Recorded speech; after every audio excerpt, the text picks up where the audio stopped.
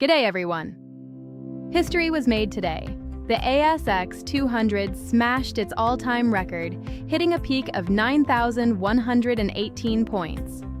We finished the session in the green at 9,086, up nearly a full percent. But don't let that green screen fool you. This was one of the most K-shaped sessions we've seen. While the big miners and energy stocks were partying, the retail sector was getting absolutely decimated.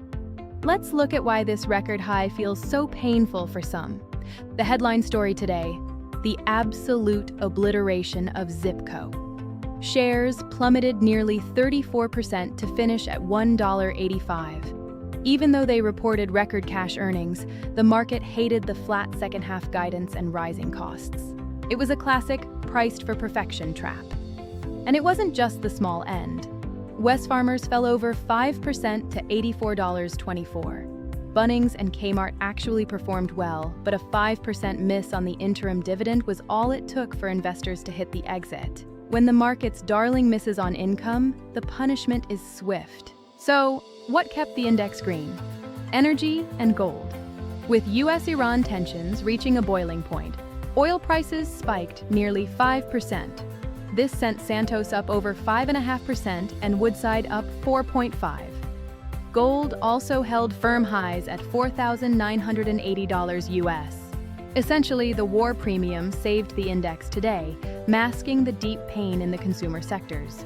At 11:30 a.m., we got the latest labor data.